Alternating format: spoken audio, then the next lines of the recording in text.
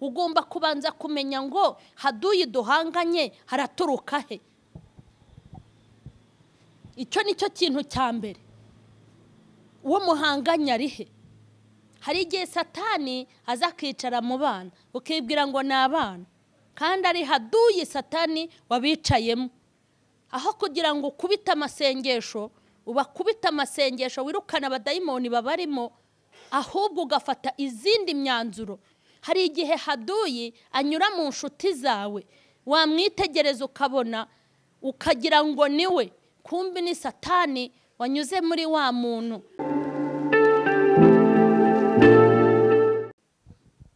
Ndabashuhuje mu izina rya Yesu Kristo w'i Nazareti. Amahoro y'Imana nabe murimo. Nizere ko muri amahoro, mwebwe abakunze gukurikirana ikiganiro cyitwa Umusirikare wa Kristo. Tugarutse rero ku musirikare wa Kristo nk'uko twagiye tubiganira, tugeze kuri episode ya 18. Twaganiriye ibintu byinshi bitandukanye. Twagiye tuganira ku mwambaro w'abasirikare, twaganiriye ku rukweto, twavuze ishyaka, inkweto za gisirikare, twavuze ishyaka n'umwete bagira, twavuze ukuntu bakunda igihugu, twavuze ibintu byinshi bitandukanye ku musirikare. Nababwiye ukuntu abasirikare bubaha afande wabo nako bakanubahana. Twagiye tuvuga ubwitange bagira, twagiye tuvuga ukuntu iyo bamubwiye bati turaba, iyo baje ntabwo babimusaba, iyo bababwiye ngo nimufunge imizigo, niko bababwira iyo bagiye kwimuka, bafunge imizigo. Nta muntu ujya uvuga ngo ntago ndi bugende, ntago niteguye, mbese nifunga imizigo, kandi aho bamwohereje hose arahishimira. Twagiye tuganira ibintu byiza byinshi biranga umusirikare. Nifashisha umusirikare w'umubiri kugira ngo murusheho kubyumva mu buryo bw'umwuka, kuko iyo umuntu yigisha abanyamubiri akoresha ibyo babasha kumva. Niyo mpamvu iki cyigisho cyitwa Umusirikare wa Kristo nagiye nkoresha umusirikare mu buryo bw'umubiri. Nababwiye ko rero umusirikare wo mu mwuka n'uwo mu mubiri buzuzanya. Umwe arwana akoresheje imbunda, undi agakoresha Bibiliya. Nabo kubahwa rero bose nibubahwe. Abakunzi rero b'iki cyigisho cy'umusirikare, aho muri hose ndabashimiye, Imana ibahe umugisha. Twongeye rero kugaruka kuri episode ya 18 nk'uko nabibabwiye, ariko tubonereho umwanya wo gusuhuza abasirikare. Nagerageje rero kwambara nkamwe. Nasobanuye kuri uyu mwambaro nambara, mbabwira ko ari pirate, kuko original yanyu sinayikoraho mumbonye mwanzirika, kandi nanjye sinapima kuwambara kuko ntakoranye namwe ikosi, cyane ko nanjye ubu hari umwambaro nambaye utagaragara. Haleluya! Umwambaro wo mu buryo bw'umwuka. Abasirikare ba Kristo hari umwambaro nabo bagira. Imana ishimwe.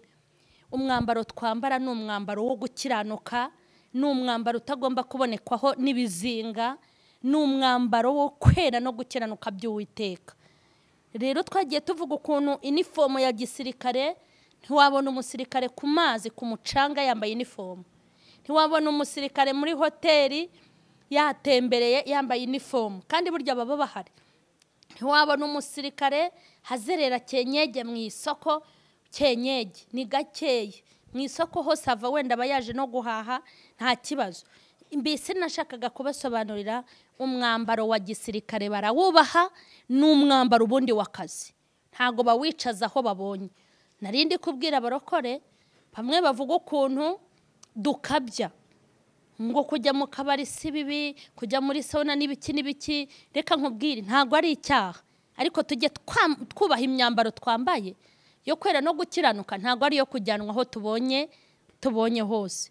Nababwiye ukuntu rero umusirikare nta kindi kijya kinezeza umutima we. Ikintu cya mbere kinezeza umusirikare, haleluya, ikintu cya mbere kimunezeza ni ukubona ibendera ry'igihugu cye rizamuye. Ibendera ry'igihugu cye rizamuye nta zindi stress agira, ariko iyo ibendera ry'igihugu cye riri hasi yatsinzwe, nta nubwo ibiryo bimugera ku nzoka, ntago agubwa neza.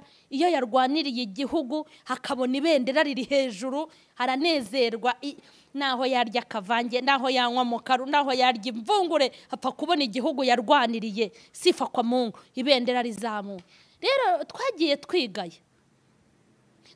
twigaya, narabaganirije mbabwira yuko Imana igwije abasivili. abasivile b'abahanuzi, abasivile b'abashumba, abasivile ba potre, abasivile mureke mbabwire narindi guharanira kwambwa ngo nimuze tuba abasirikare beza. Narindi kubanyuriramo ariko uyu munsi ikintu dushaka kuganira mu bindi bintu biranga umusirikare nkuko twavuze ngo arangwa n'urukundo n'ubwitange n'ibindi byinshi. Ndashaka uyu munsi tuganire iyo umusirikare agiye ku rugamba agomba kubanza kumenya amakuru. Umusirikare mu bintu yibikaho amakuru yibikaho ntago ari ayandi, ni amakuru aturuka kuri haduyi. Ndashaka kubabwira ko mu bintu by'ingenzi bibaho mu gisirikare hari ukumenya amakuru ya haduyi, amakuru y'umwanzi baba barwana nawe bagomba kwibikaho amakuru. Hanyuma ndababwira ukuntu n'abakirisitu ntushobora kurwana urugamba udafite amakuru, ntushobora gusenga udafite amakuru, ntushobora gukorera Imana udafite amakuru, ntiwajya mu ijuru udafite amakuru, ntiwaba inshuti n'Imana udafite amakuru, ntiwarwana urugamba mu mwuka ngo uneshe udafite amakuru, ntiwakomera udafite amakuru, ntago ushobora kujya mu ijuru utibitseho amakuru. Amakuru twebwe dushaka ni aya haduyi ari we Satani. Nimvuga Satani wibuke Satani ukorera mu bantu udakorera mu biti. Aka kanya ndashaka tuganire ngo umusirikare mu bintu akwiye kwibikaho amakuru. Imana ishimwe. Amakuru arakenewe. Burya ni nayo mpamvu hari amakuru ushobora gutanga bakanakwishyura. Hari amakuru waha abanyamakuru, umunyamakuru akakugurira.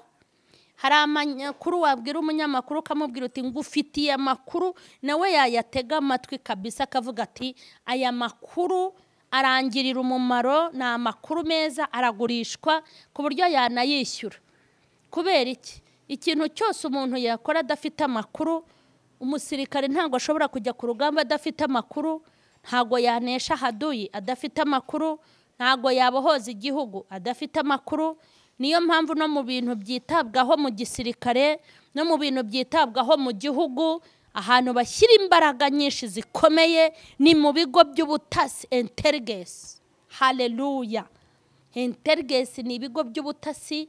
Hari ibigo by'ubutasi bitandukanye. Ngewe rero ntukanyibazeho cyane nyine. Haleluya. Ngewe nimba ndi kwigisha iki cyigisho cy'umusirikare nyine hari ibintu ngomba kubanza kumenya amakuru.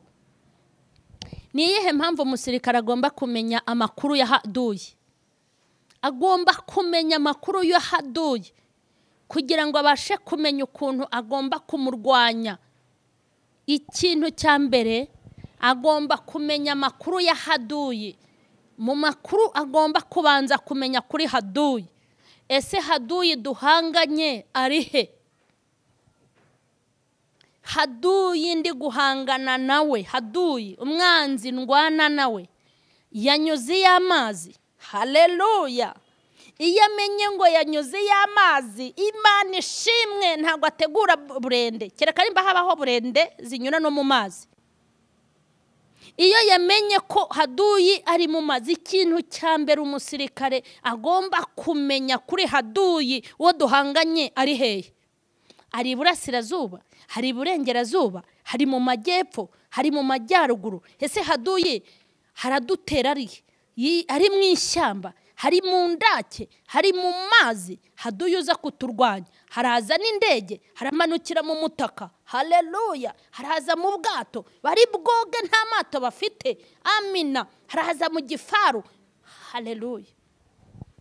Ikintu cya mbere ni ukumenya aho haduyi ari.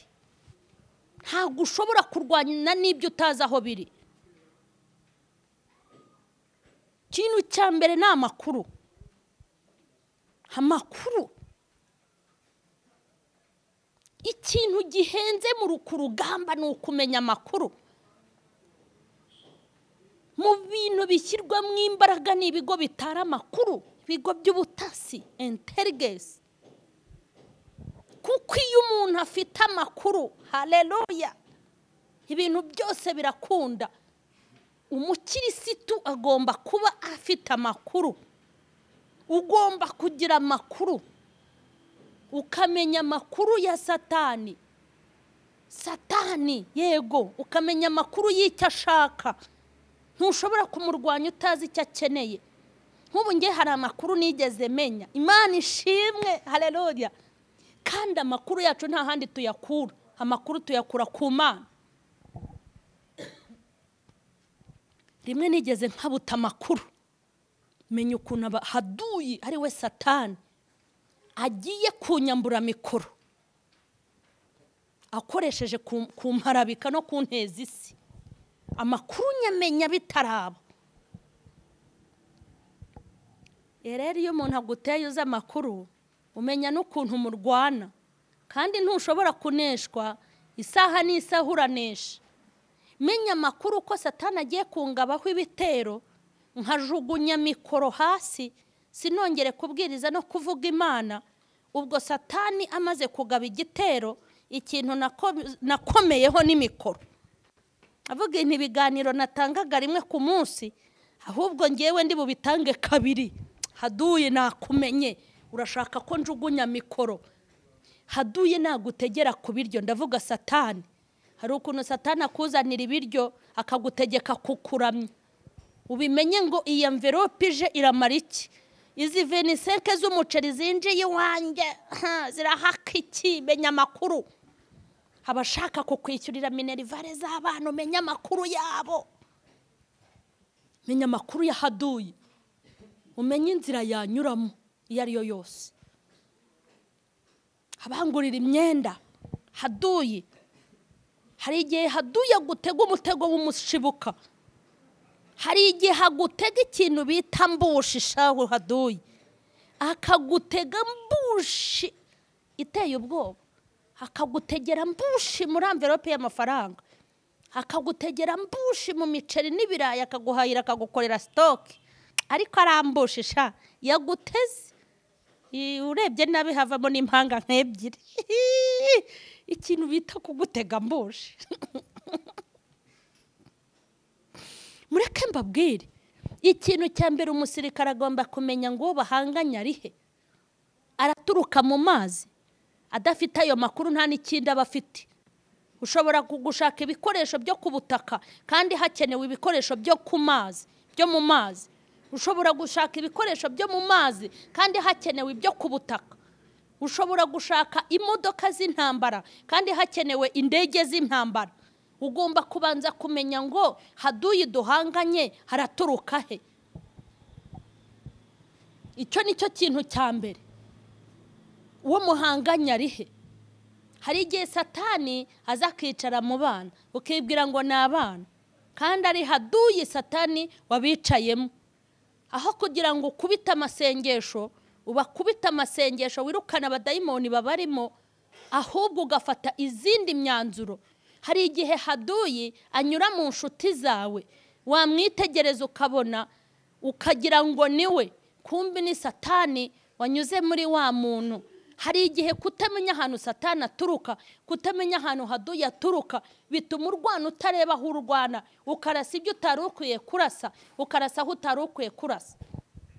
Ikindi cya kabiri gikwiye kwitabwaho, iyo umaze kumenya ahantu Haduyi ari, icya kabiri ugomba kubanza kumenya ngo arangana iki.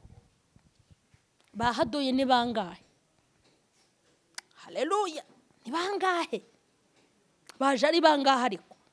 Iyo amaze kumenya aho aturuka, agomba kumenya umubare wa Haduyi. Baje ari bangahe? Baje ari 50, baje ari 10, baje ari 5. Kugira ngo bigende gute? Kugira ngo umenye abasirikare nawe uri butegure kugira ngo bajye guhangana, ugomba kumenya umubare wa Haduyi. Icya gatatu, ugomba kumenya ibikoresho bazanye. Mureke mbabwire, kutamenya aho Haduyi agutera turutse nibyo bituma bamwe benshi Haduyi barasagura. Hari ukuntu Haduyi akwitegura agahagarara ahantu ku musozi kweri, ku musozi muremure, yibereye ku musozi, wowe ugira ngo wenda ari mu kibaya, akajya hirengeye akabakubitagura akabamara.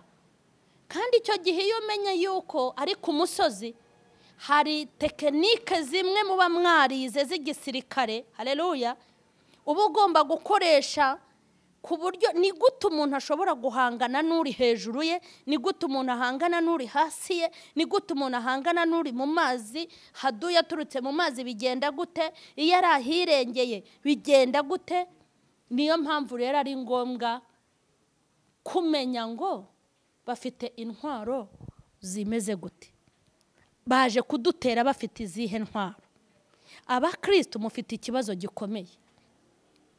Njya mbabazwa n'ukuntu satani agutegera muri kredi, akaguhuma amaso yo kubanza kujya gusenga ngo urebe yuko umugisha wawe uri mu nguzanyo. Kandi muri ya kredi satani akaba arahicaye ati nzahagukubitira umunsi wahombye ukabura yo kwishyura. Birababaje aho haduye agutegera ku muntu ngo ni inshuti yawe ntubimenye.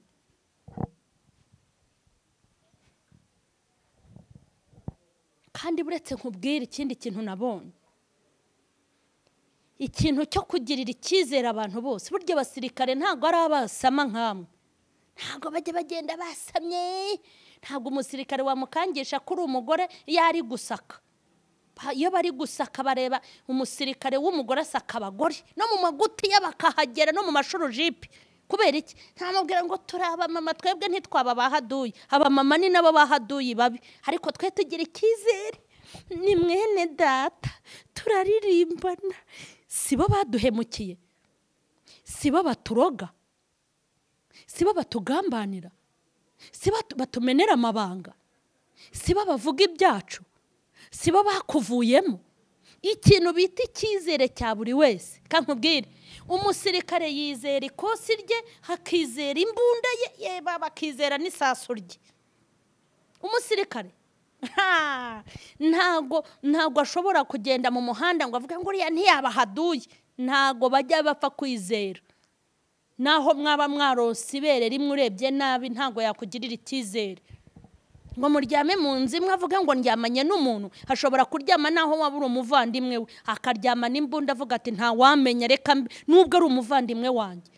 Kubera iki? Mu bintu bamubwiriye yagiye ku ikosi bamuha imbunda, baramubwira ngo iyi mbunda ni mama wawe, iyi mbunda ni papa wawe, iyi mbunda ni umuvandimwe wawe. Ubwo nabivuga ngo iki? Iyi Bibiliya ni so, iyi Bibiliya ni nyoko, iyi Bibiliya ni umuvandimwe wawe, iyi Bibiliya ni umugore wawe, iyi Bibiliya ni umugabo wawe. Yes. Nimvuga imbunda mu buryo bw'umubiri, nanjye wumve Bibiliya mu buryo bw'umwuka. Umusirikare yizera imbunda n'amasasu, akizera n'ikosi yakoze ko ari byo bigomba kumurengera. Nta wundi muntu apfa kugirira icyizere, ntawe ku rugamba. Umusirikare ikintu cya gatatu ni uko agomba kubanza kumenya haduyi waje kuntera afite intwaro zimeze gute. Ukareba mbere yo kujya kumutera, banza umenye intwaro afite. Se wowe urajya kujyana inkoni, undi yajyanye imbunda? Urajya kuzana mashini gani kandi yazanye igifaru? Urajya kuzana igifaru kandi we ari muri burende, ari mu ndege y'intambara? Kujya kurasa igifaru ufite akabunda gatoya ukajya kukarashisha indege? Ntabwo bishoboka. Kimwe nuko udashobora gufata indege ngo ujye kwirirwa urasa ibintu. Indege ikora ahantu urugamba rwakomeye. Ntabwo wafata ibitwaro bya kirimbuzi ngo ujye kupfa kujugunyanga, bijya kurimbura ahantu nyine hakomeye. Kuko urebye nabi byamera nko gufata katiwusha ukajya kuyirashisha inyoni. Baba bafite umubare. Haduye waje kundwanya afite iki? Haduye ukurwanya afite iki? Haduye waje kukurwanya afite imbunda imeze ite? Afite amasasa ameze gute? Afite intwaro zihe?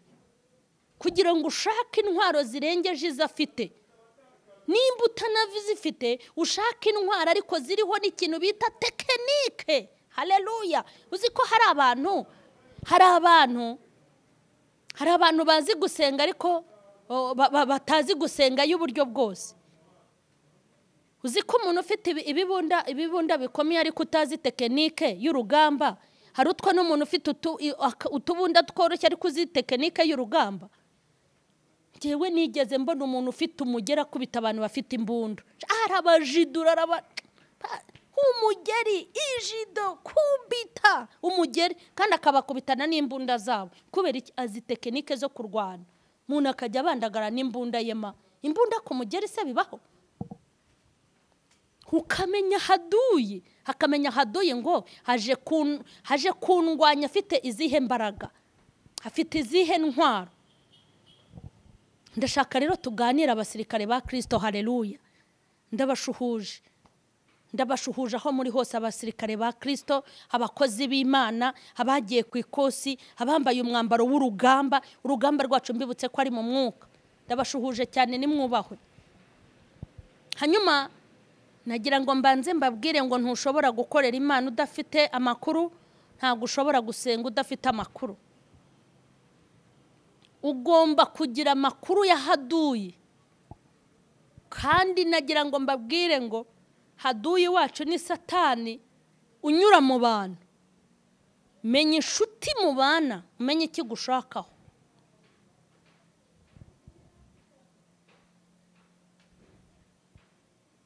Uwo musore mukundanye mumenyeho amakuru. Nimba yaraje gutoraho gusa akagenda, nabyo bimenye. Nimba hari igikwe, nabyo bimenye. Cyo kwirirwa muba basama, mfite sheri, Imana yampaye sheri. Hari igihe uzabeshyera Imana ngo yagwaye sheri ari na shitani yamuguhaye. Shitani se ntigira abasheri, irabafite kandi ni nayibujuje umurundo wabo. Ibintu by'ibyamvagari yora aho ikabarunda umuriro. Yewe ndashima Imana, we nabonye sheri. Hari igihe ubikora Satani akaguseka. Kubera iki? Yamuhaye misiyo. Satani hari igihe aha misiyo ku bakobwa b'abarokore, hagaha abasore misiyo ku bakobwa b'abarokore. Satani akabaha amafaranga, Satani akabatera kubitaho no kubakunda. Ukibwira ngo wabonye inshuti, ikanakubwira igihe muzakorera ubukwe, ikanakubwira ukuntu izakujyana mu babyeyi nawe ukayijyana, ariko ari Satani wamuhaye misiyo. Kuki mutamenya amakuru? Maze nawe rero ukirwaho bagira ngo wabonye sheri kandi ari intumwa ya Satani aje kugutera inda cyangwa kugutesha umwanya w'Imana, hagasigara kwandavuje ukava ku Mana ukayireka. Mujye mumenya amakuru. Ugukunda aragukundira iki?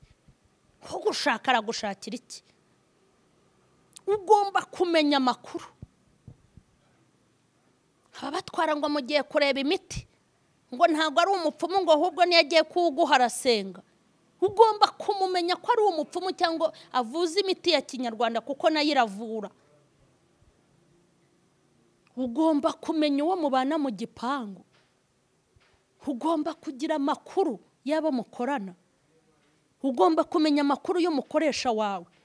Ugomba kugira amakuru yo mu rusengero usengeramo, kuko hari n'insengero zizajya zibatangaho ibitambo. Mugende mupfa gahoro gahora ari ibitambo bamwatse bakamuha amafaranga. Ukaza ngo uje gukizwa no gusenga kandi umuyobozi wawe yaragutanzeho igitambo ikuzimu. Ugomba kumenya amakuru. Uzi ko hari igihe abantu baza ariko twibitseho amakuru. Ngewe hari abantu benshi bagiye baha misiyo yo kungirira nabi, bankoze isoni, bambone, bancakeho amakuru bajyana kuri YouTube kandi agurishwa amamiliyoni, ariko bagasanga mfite amakuru. Mukozi w'Imana, none se koko ubwo ngubwo nashakaga ko duhura tukaganira? Ntabwo ababimbwiye bose bari bafite kuneka no kungirira nabi. Mwumva amahoro, ariko abari babifite bari bahari. ariko bagasanga ndyamanye amakuru yanditse muri agenda. Haleluya, haleluya. Najya gusoma nkasanga hari icyo Uwiteka yambwiye ngo witonde bigiye kugera gutya. Hari abasore bohereje, hari abagabo bohereje, barashaka ibi nibi, nkaryamana amakuru ukampamagara nyafite. Niyo mpamvu mutaramfata, niyo mpamvu mutarambona. Hari abantu ntavuze kera bajyaga baza mu ngo kera ngo muduhe inkweto zishaje tubaho umunyu. Nimwubahwe rata, yari amakuru. Haleluya. Kandi yabafashije kugera aho bagera. Ntange najyaga mbabona turashaka umunyu bakivugisha nk'abakongomani, ari amakuru bashaka. Uzi gushaka amakuru ukuntu bihenze, uzi gushaka amakuru ukuntu bisaba ubwenge. Uzi ko abantu bashaka amakuru hari igihe bigira abagore kandi ari abagabo, bakambara imijitandiyo n'amajipo ageze ku birenge ukagira ngo bakambara ibiremba bimwe by'abasilamu n'amakanzu, bitewe n'aho bari gushaka amakuru. Bakaba bakambara imyenda y'indaya kugira ngo babone amakuru, bakaba bajya muri buwate kubyina kugira ngo bashake amakuru. Gushaka amakuru bisaba ubwenge kandi no kuyabona. Ntago reka nkubwire, ntago Imana ishobora gufata injiji nkawe ngo yaha amakuru afatika kandi ejo uzaba wamenye amabanga. Umuntu nkawe uganira n'abasinzi ukaganira n'abasambanyi, wowe biri hanze. Ugera mu bapagano ukabihurutuza byose ukabivuga, nta rutangira ugira ku rurimi. Ntago Imana izaguha amakuru, hari igihe uzagwa mu gico cyahaduye. Imana umuntu iha amakuru, haleluya, ni umuntu w'umunyabwenge kandi ubasha no kuyabika. Uza ahantu habika amakuru ukuntu haba ari ahantu hitonderwa. Imana yabitsa umunwa wawe amakuru kandi n'ukuntu uva, yabitsa umutima wawe amakuru n'ukuntu urangaye. Uravuga ukavuga ibikwiye kuvugwa n'ibidakwiye kuvugwa, nta rutangira ugira. Kandi burya umuntu uvuga abandi nawe abasigaje kwivuga. Amakuru ugomba kumenya amakuru y'abagushaka, ukamenya amakuru y'abo muvugana. Hanyuma sereka nkubwire, uribuka ukuntu bahaye misiyo Delila. Delila nyine kuri Samusoni, hakaza akagira ngo yabonye za mafiyasi. Uzi ba Delila mujya mwoherezwaho n'abadayimoni kugira ngo baze babamaremo imbaraga. Delila araza ati bite Samu, ariko uzi ko naraye ntasinzira, ariko ja Samu ngiye mbona utanankunda Samu we, waba unkunda ntiwambwira aho imbaraga zawe ziva. Mama we, Samu nawe ngo yabonye za mashuti. Ubu mufite za bashuti z'abakobwa bo kubarimburira ubuzima n'ubugingo, mufite inshuti z'abagabo n'abasore zo kubarimburira ubuzima n'ubugingo. Umuntu wese ukubwira ngo aragukunda ntagukunda, ibyera byose ntago ari amata. Afite umugabo nkunda, uriya mugabo arankunda kandi afite umugore. Ariko bajya babashuka, umugabo ugukunda afite umugore yajyaga kugucaho akajya gushaka. Hari n'uvuga ngo yuko kuki tutamenyanye mbere nkiri umukobwa, kuki tutamenyanye mbere ndi umusore we. Ibyo byose bituruka ku mitwe, ntimukabeshye. Uwo mwamenyanye se we wamusekeye gake, uwo mwamenyanye mbere wamubwiye makeya. Haduyi ugomba kumenya intwara afite, ukamenya uko muzahangana. Ariko waruzi yuko umukirisitu ufite amakuru atajya neshwa? Uzi ko umukirisitu ufite amakuru atajya agira ihungabana? Uzi ko iyo ufite amakuru ku rugamba utajya ugira ikibazo? Uzi ko iyo ufite amakuru uba utuje?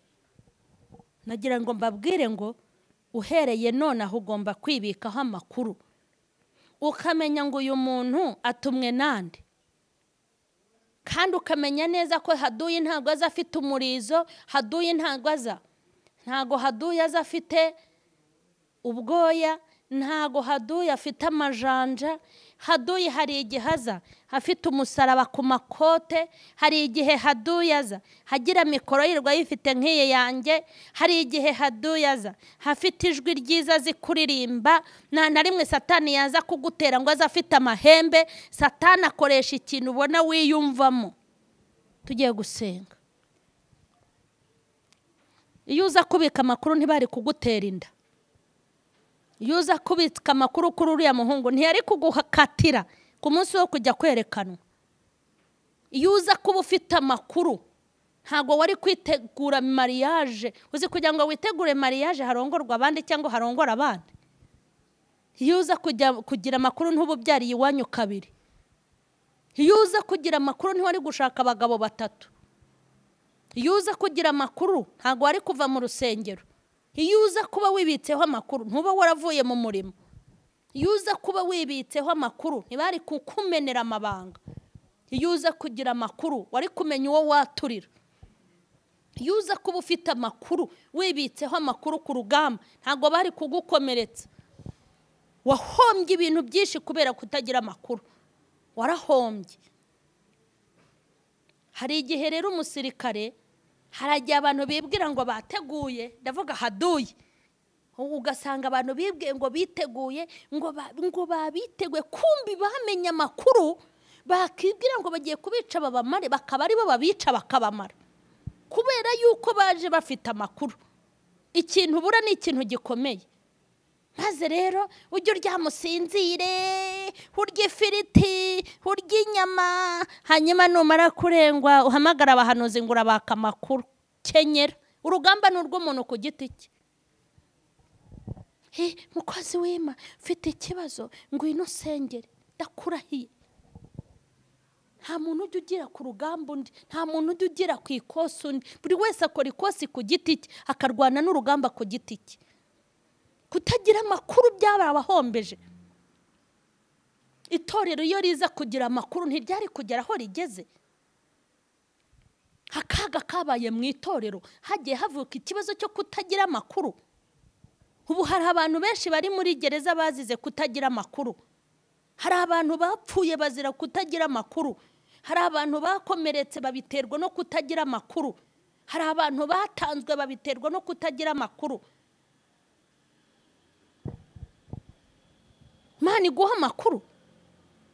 Nawe ukibikaho imodoka ngo uri umuhatari, ukibikaho inzu ngo uri umudanje. Ntumizi yuko kutagira amakuru byatuma uba umukene kandi wari umukire. Kutagira amakuru bishobora kukugira umupagani kandi wari umurokore. Mbese nta bantu mujya mu butayu kuko mutafite amakuru bakabayora bakabajyana. Ubuzima bw'umukirisitu ni amakuru. Kandi umuntu wibitseho amakuru ntabwo baba bafite. Nk'ubu nkanjye mba nibitseho amakuru. Mba nibitseho amakuru y'itangiriro ryanjye, nkibikaho amakuru y'igihe ndimo ndi ku rugamba, nkibikaho amakuru yo mu minsi iri imbere uko bizaba bimeze. Niyo mpamvu mutazabona nazanye ubuhwihwi.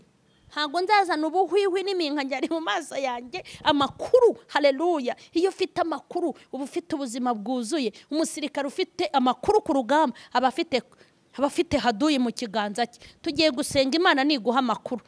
Vuga ngo muri abasivili, aho kugira ngo mujye mu butayu mushaka amakuru ku Mana ngo murashaka ibirayi. Ibirayi se ntubiryo haduye akakwicana n'ibirayi. Ariko ubundi kuki Imana yanyarinda?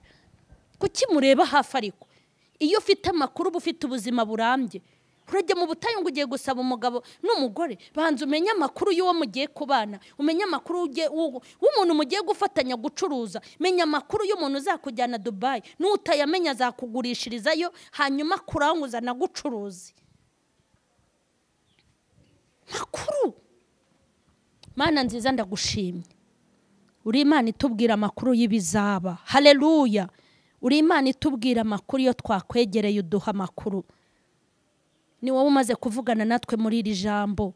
Ni wowe umaze kutuvugana natwe muri izi mpuguro mu cyigisho cyitwa Umusirikare. Ubwiye abantu bawe ngo nibakwegera ubaha amakuru y'intambara barwana.